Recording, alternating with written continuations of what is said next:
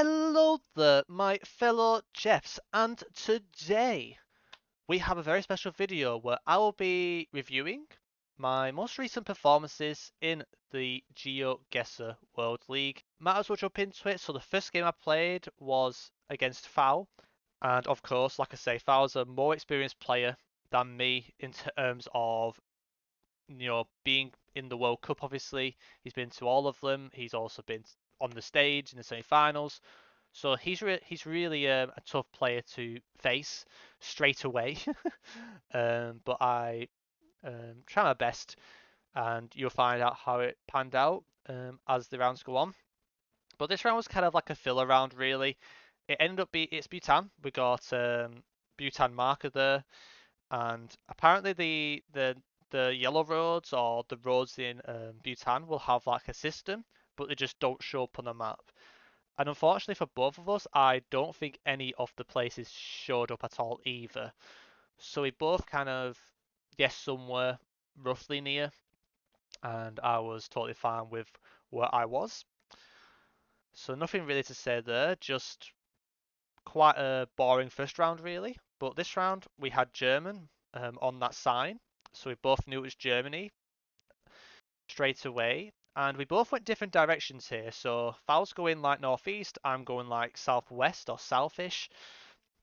I think FAU reached civilizations, much, like a more open village quite early. But I did find the sign first, and thankfully it just says Hamburg, so I don't need to worry about Landkreis. But Stormarm is a Landkreis north of Hamburg, and that's what FAU knew. But he either didn't know it or he didn't remember it in time. And of course, um, seeing Hamburg would have benefited both of us. But for me, if I went the other way, I feel like I would have been fine in the moment with knowing that Landkreis. But we got back-to-back Germany rounds, which was quite funny. And yeah, so like this architecture, I feel like it's more something you'll see in centralist Germany. And I don't know, I feel like I should have done better here. I think my approach around was a bit too hesitant. It says Hessen on the poster. I'd never noticed that, so that's probably why FAU guessed there, which makes a lot more sense now. I didn't realize beforehand. And yeah, I mean, this round I was really trying to find an area code or like a town entry sign, and I just found nothing. But the problem this round is I didn't weigh up the architecture. So FAU finding Hessen definitely helped him there, and third play for him to find the info. And yeah, so FAU takes the lead, but it's not too much.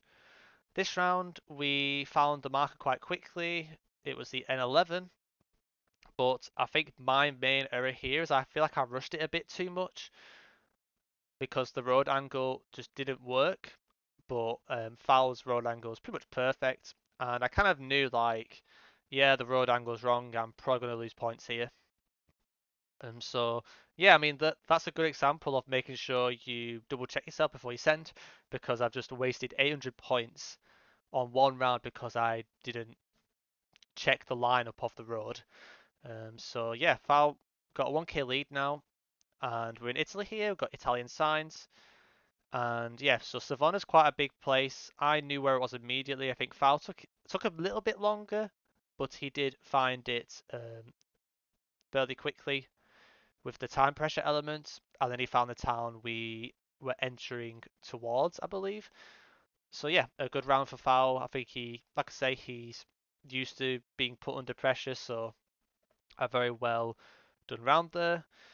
And here we have Colombia, so we probably won't see the crosses here, but we did have yellow license plates, I think, show. But for me, I already knew it was Colombia.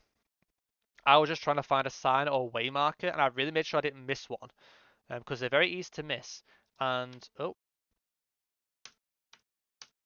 I give up. It said 78, I believe, on the marker.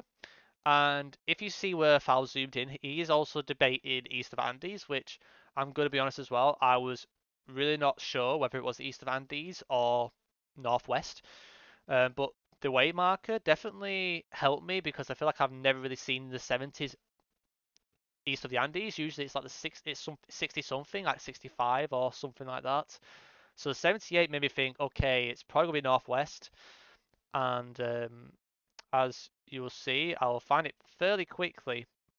And I think the mistake that probably FAU did maybe here is I think he was too busy trying to like weigh up the landscape, and if he kept moving, don't know if there's any useful information on that sign, but if he kept moving, I feel like he would have come across a waymarker eventually, and that was enough to win the game.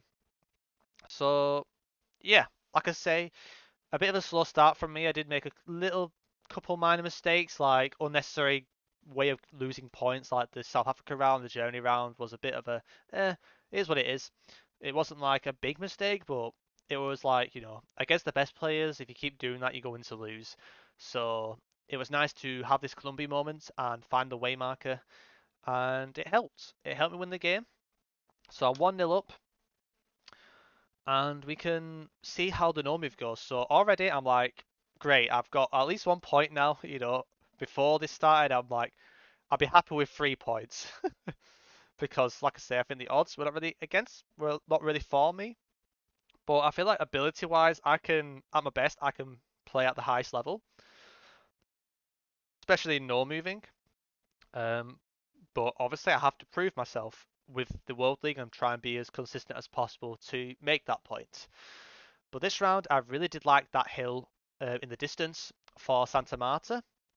It reminded me of a moving game I played with AM on. I remember a hill very similar to that in Santa Marta that I won against him on in practice like a year ago. And that really helped. So knowing that kind of landscape, that type of hill, the coastal hill vibe, really helped, really paid off there. So, like I say, shame it's an early round, but you know, just got to keep winning those rounds. This round, it's a bit of a tricky one to be honest, but I think I was too safe with Gabaron. I think I should have hedged somewhere in the middle, like Palapai might have been a better hedge. I did commit Gabaron a bit too much here because it's a bit too flat, and I don't know, it just seems a bit weird for Gabaron. So I think my decision making wasn't the best here. I could have tried to line things up, but it didn't really matter too much. But I feel like against, you know, a more experienced bots player, I think is the best way of putting it, I would definitely get punished there. So thankfully it didn't mean too much because FAU was pretty much right next to me. And this is kind of the mocking it round, I would say. So apologies, FAU, for the water merchant. But pretty much, I thought Finland at first because it was kind of flat. It was lakey. Gen 3 is also, you get Gen 3 in Finland as well. But the big but was it could be Sweden, and also long antenna is more common in Sweden. So that made me be a bit worried about Sweden, and then I thought actually it's probably Sweden anyway. But I was a bit hesitant. So the reason why I water hedged is because I was like 90% sure it was Sweden, but there's an extra 10% of me thinking it was some crazy Finland. So I just played safe, and I was quite confident it was somewhere near Sundsvall if it was Sweden. And I was kind of mocking it, I apologize to Val, but it was just like a decision-making situation, like, and I have to do what I've got to do, to play to not really lose that many points. But this round is an interesting one. So we've got two different panels. We've got one panel where I'm looking down the road, and one panel looking at this vehicle. And it kind of bugs me this one because I've been studying a lot. I was preparing a lot of Canada against FAU because arguably he's the best World League player at Canada. Maybe Moo might be in contention, but I don't know. I feel like FAU's probably the best player at Canada from my experience of playing with him in the past. So yeah, I mean, this round was kind of painful because I didn't really think in training what happens if there's a situation where I don't know if it's Alaska or Yukon.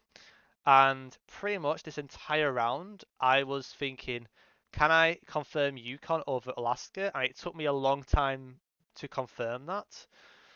But there is a meta I learned or picked up on when I was practicing, and it was like this truck in the distance. And I think where it ended up being, I can't really explain it because I'm not really good with road names and stuff. But pretty much there's a road that has this vehicle at the front for quite a bit, this truck. And if I was more confident it was Yukon straight away, I would have noticed that, I feel. and I would have got the road.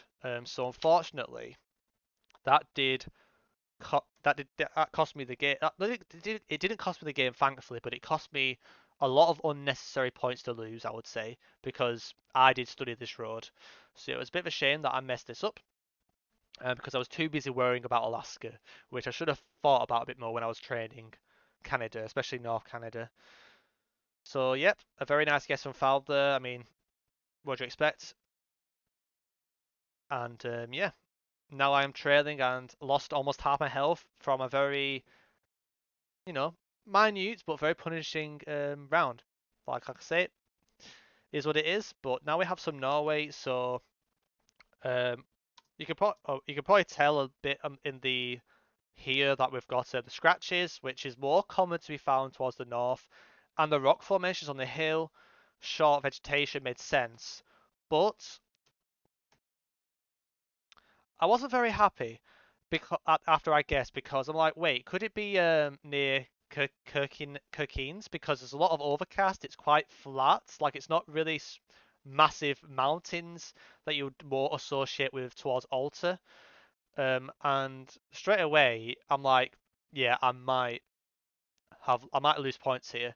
But I think Fowl was a bit hesitant, but I think he liked North anyway. He was just double checking. Um, And yeah, so we both give it to a cheeky wave, but yeah, I wasn't really happy with that round. I feel like I should have definitely gone more Easter. I have done a lot of Norway practice, especially in the last few months. And this round was a bit more tricky because we didn't have the scratches, but the mountains, and especially that mountain peak here, remind me of like the Lofferton mountain chain, or maybe at the start of it. So I debated if it could be towards there, but I but it was very vegetated. This was a lot more vegetated than normal. I would say quite a lot of tree vegetation, even up the hills. Um, but yeah, I feel like with that spiky mountain, I had to send north, and my vibe said north as well. So yeah, I made that decision. Fao was not sure. He did debate it, but this is the problem in Norway. Is like it's a classic situation where you go north or south, and I did hedge a little bit just to make sure, but it was enough to win the game. And yeah, a perfect start to the matches. I didn't really make any blunders. I do feel like I wasted points a bit unnecessary at times, like the Botswana round. There was a few things to pick from here and there.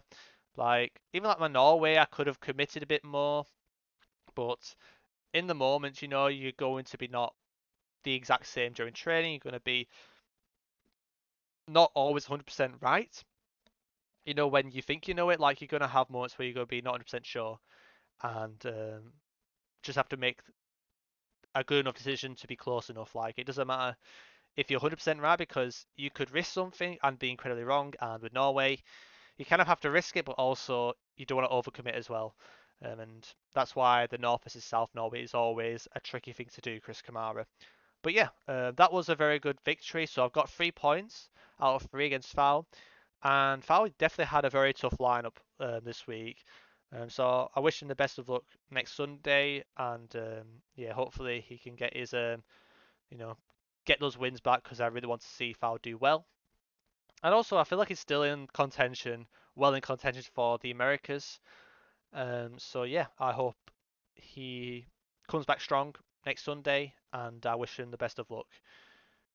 He's an amazing player, and I've got nothing but respect for him. But now we've got Blinky. So no introduction really.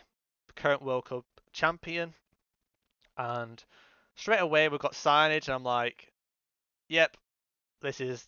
I'm probably not going to 5k this in time. I'm not really notoriously known for 5k in grounds, but at the end of the day, my preparation for Blinky was trying to be as close as possible. Like I might not 5k around, but as long as I'm like 4.9k ish, I'm still in the game, and it only takes a couple rounds maybe to take advantage, because like I say, not every round is guaranteed information. But Blinky got the 5k, so well played to him. Like I say, I kind of half expect him to 5k, and I wish I was a bit more efficient, but it's something that needs work on in my game. But here we had Ibadan, and I kind of brain farted because I thought Ibadan, then I thought the place before was the region within Ibadan, but Ibadan's not the is not the state. So I kind of brain farted there, but I'm still close, you know. Like, yeah, I lost a couple hundred, but you never know. You never know in these tight games. Like, it's always good to make sure you don't do these in the high multis. Early on, it's not too bad. But here we had Pesise Selatan, which is the like pretty much where we are in southern part of West Sumatra. And yeah, Blinky sent early, but of course I also knew this because I've studied cow patterns. But it was actually more north than I expected. I lost 300, so I think Blinky made a better hedge there. Maybe I should have hedged it a bit better because I think it's quite a long cow pattern. And here we had Southeast Missouri, so that kind of, you know, a lot of information spawning was happening in this moving game. But my goal now is to either find an area code or a place name. So I was going a different way to Blinky. I don't know if Blinky found the place name earlier, but I saw yeah, whatever that says. And yeah, Blinky did manage to find it quite quickly, so fair play to him. I don't know if he's found Salem or noticed someone say Salem before, but if he found the road system there, that was really impressive to find it that quickly and efficiently. Obviously, this is sped up, so it might look a bit more insane, but it was still really impressive. So fair play for Blinky for making sure he got close there and keeps the flawless. Okay, here we had Belgium. I knew it because of no car and the landscape, and I think I went past this sign and I didn't realize it said Stavelot on it. So I tried to find a street sign and it said Stavelot. So I did waste a few seconds there where I could have scanned for it earlier. And it was quite visible. You can't really see it on my screen, but it's like one zoom in towards the edge. And yeah, Blinky found it. And so far, Blinky, you know, dominating, really just getting on the 5k or getting those 4.99ks. And this is probably my maybe biggest mistake. I mean, he found the 5k incredibly quickly here, Blinky. But it said Sungai Petani, which is a massive place in Malaysia that I was not aware of, but now I am. And yeah, I did lose a lot of points, a bit unnecessarily there. Like, place name knowledge in Malaysia feels like you should just know it. But Blinky punishing me there, and deservedly so. And like I say, far more experienced than me with place names, moving in general. So like I say, I am definitely a strong underdog in this game. Especially if he keep giving me rounds where there's too much info at the start, because I'm going to be finding it very hard to even catch him or even take points off him. But yeah, I did forget about it saying end on the sign, so I was kind of mocking it again, Chris Kamara, and I actually moved off the 5k, which makes it even more hilarious. But it was fine. At least I prevented the flawless, and that is the most important thing. So right now, I've got 3 rounds to go, and I need to start upping the sending. And this round, I thought it was Crete straight away, and I feel like I just had to send Crete. But also Blinky got the Crete vibe as well, so it didn't really matter. But I did send early, and Blinky was trying to line it up as quickly as he can with the pressure, but he did end up sending the same as me. And I think if he sent like on the 5k, I would have lost, but I don't think he was exactly on the 5k, so it would have been a lot of damage, but I don't know if I would have lost, but it would have been close. So thankfully, me sending West Crete didn't cost me the game. That would be quite catastrophic. But this is the key round of the game. So here, for me, we have lots of poles and these upside down triangle things on this pole, and I've seen that mostly in, I think, Maharashtra, Chhattisgarh, and there's somewhere else as well. But landscape, the vegetation, it worked really well for Maharashtra. And I also did some practice with Trick to like a couple hours before, and it was quite a similar type of round that ended up being East Maharashtra. So I debated if it was something similar, and the vibes were very strong. So I was like, yep, let's just go for it. Put the pressure on Blinky. Blinky can read a lot of different scripts, the only way I can win this game is by out region guessing him with no info. And that is what happened. And that was huge. That was a massive win. Now I've got 4 points out of a possible 6. And I'm yet to play my strongest mode. And with no moving, I definitely feel like I have a chance against anybody. Like I feel like the skill gap compared to like moving against Blinky is obviously a lot more narrow when it comes to no move. Because like I say, no move is my jam really. My jam on toast, in fact. But yeah, the first round, ironically, was not a good round for either of us. We both didn't make the best of guesses, but it was a hard round. So yeah, and no reflectors between the road lines to help us either. So like my first thought was either lower Appalachian or like some ridges in Pennsylvania. And I believe we both went pretty much on top of each other. And I think it was a fair guess, but yeah, I guess maybe a Radu or a more experienced player in the US on the day, they would definitely punish both of us there. And this round we had a sticker. You can barely tell, but it's like got blue text and then blue numbers and then white background. That is very common in Tacna. I think you can get it elsewhere as well, but it's a good thing to go Tacna for, especially with this landscape. Like I say, correct me if any metas. Like I say, I'm just quickly talking about my thought process because there's some metas that could be found in more than one place, but it's also the vibes that come with it. So like that round, I really like Tacna anyway, and the sticker confirmed it. Okay, here was a straightforward Rwanda.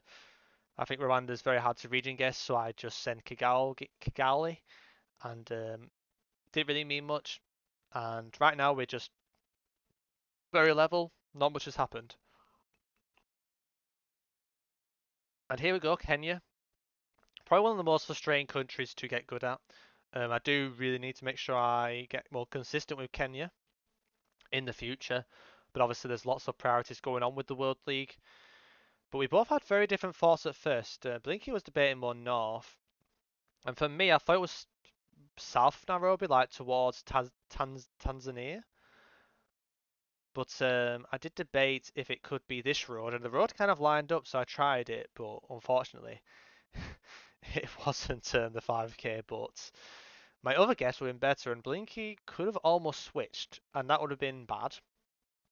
And because my guess was kind of out of the way, it cost me points, but at the end of the day, it's only round 4. I'm not going to lose the game from that guess, you know. But this round is just a classic Blinky moment.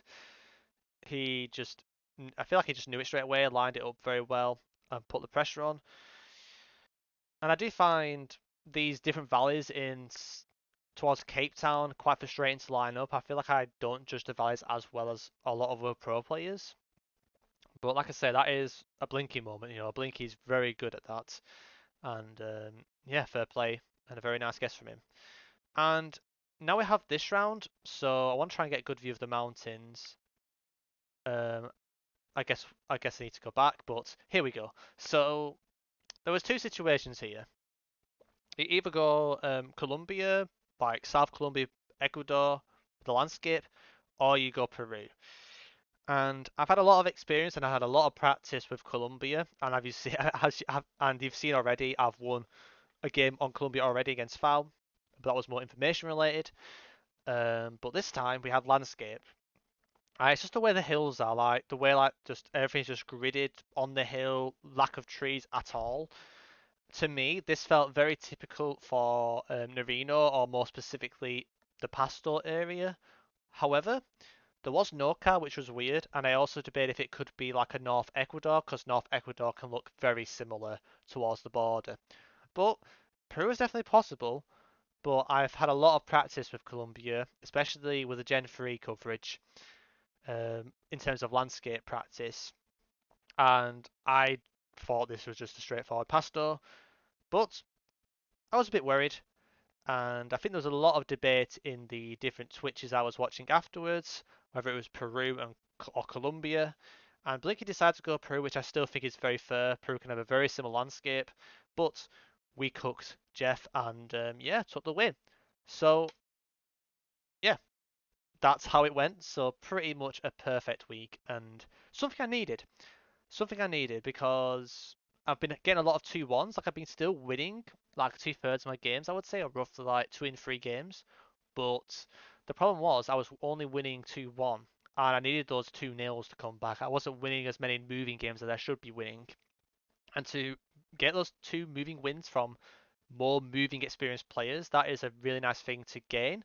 And also to get 6 points out of 6 against, the last year's World Cup semi-finalist and winner, you can't really get better than that. So that was really nice. And yeah, and I hope, like I say, I just want to keep focused on week by week. I know there's like stats around, and honestly, I really don't want to be looking at it. I try my best to avoid it because it's just when I look at stats, it tells me, oh, you should be further down the table. And I don't, I personally don't believe it when I'm playing, Like I say, it varies week by week. Form varies every week. And yeah, and I'm proving myself. Like I say, I've been in the top 12 for like 3 or 4 weeks or something crazy. Like I haven't like dropped out of it really. I've just been on the edge of like if I lost a couple games, let's say, I'll be mid-table or the higher end of mid-table. But I kept winning, and that's the most important thing. So yeah, so last few weeks, I think, yes, after the Orlando game, I played Amarain. That won that one 2-1, although I didn't play the moving very well, and I could have lost that game on NMPZ, but thankfully I played well on the NMPZ. And the Madder game was the opposite, where I did really good on the moving, but then didn't do great on the no move at NMPZ. But like I say, I do want to give credit to Madder. He did play very well in those games and deserved to win anyway. And the Swan Gambit game, like I say, I think Swan Gambit's just having a bit of a rough time. I feel like he should be higher than he actually is. He's probably just got a bad set of luck, and I was there at the start where I was really struggling to get any wins, and it does build on you as it continues. But he's getting some points on the board, and he did have a really good moving game against me, so like it was totally deserved. He played very well, but I did come back to win, and I think it was Kazakhstan that was really catching him out, but it was a nice win. And the captain game was a really nice matchup. Captain's one of the most informed players in the league. And yeah, I did lose that game. It was a very tight game. I could have easily lost it 2-0. I think my no move performance, my no move comeback after my blunder on one of the early rounds was really significant because I do not want to get 2-0'd. And then the Strephon game, similar thing with captain. He's had a good run. He's in contention for the EMEA and also the top 12 or for the World Cup finals places. And it was nice to get that 2-1 win. And the moving was out of question. I just didn't play well in the moving, and Strephon was on point. So it was a fair result. But the key thing is, like I say, I'm getting a lot of these 2-1s. And then I had Gingy as well.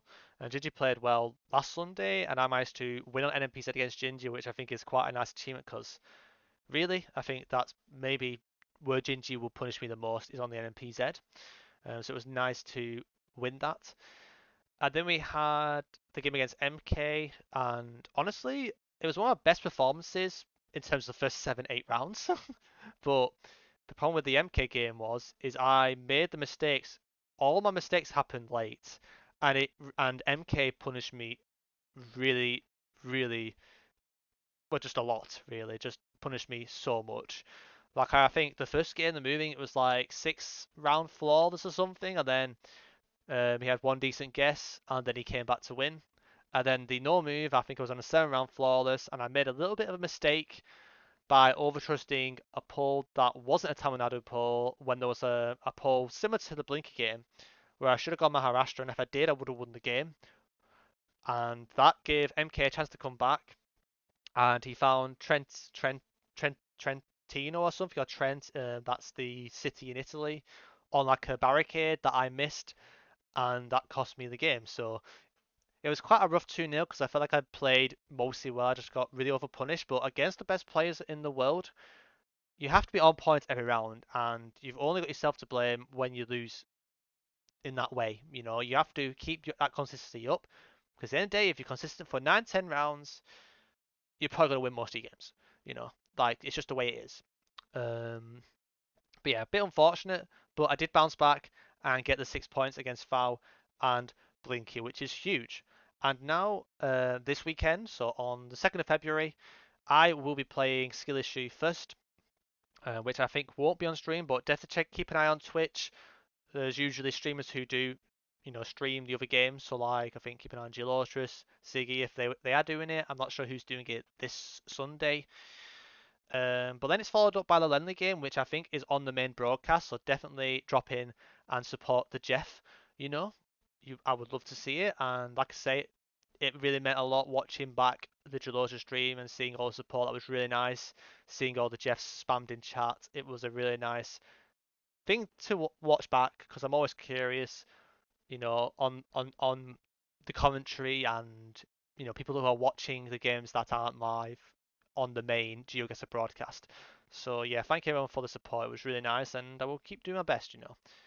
I'll keep the Jeffs happy, or try to at least. And yeah, then the final game was against Armani. So yeah, so in terms of matchups, skill issue, very different style player compared to the other two players, I would say. I think he's quite a quick sender from the stats I checked, but I just haven't played against him much. I think for me, it's just making sure I deal with the scenario if he does send quick. Do I, like I said, like it's making sure I don't make those mistakes. Because like I say, my no moving is pretty decent. And it's a really nice thing to have is a good no move level on the moving because if there's no information, it does help. And I do need to make sure I'm in rhythm and I am locked in, especially in the moving game against Skill Issue, because that's going to be very important. On the no move, obviously, it's going to be a tough game as always, and I will try my best to get a result there. And Lemley's going to be probably one of my biggest games the entire season. Like we're both fighting for the top 12 or getting into the top 8 even. Let's say now. And if I do get a result against Lenley, it really puts me in a good position.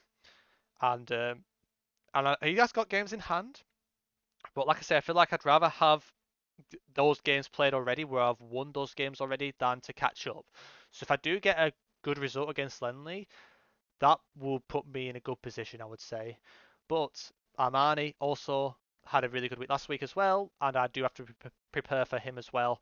3 games in a week is always intense, but like I say, each of these players can easily beat me, and I just got to do the best I can, and I feel like the best of myself can get results out of all these games. But anything's possible with the World League. You can't win every game unless you're constant at this rate.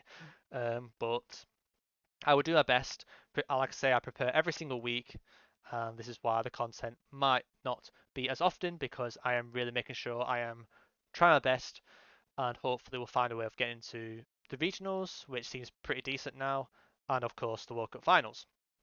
So yeah, that's the gist. And ranking wise, I am currently 7th, so I'm in a really good position. So I'm 1 point behind Zigzag, but it has like a game in hand. And same with Moo, but 2 games in hand. But the key thing is like Finbar, Captain, I've got lots of more games and they're right on my chuff. So really it's about like trying to keep this momentum going and just seeing how it pans out. Like I say, Lenley is not far behind either, got 3 games in hand. But like I say, if I win that game, that's going to be pretty huge. And we've also got Debray, who can also overtake if he keeps winning his games.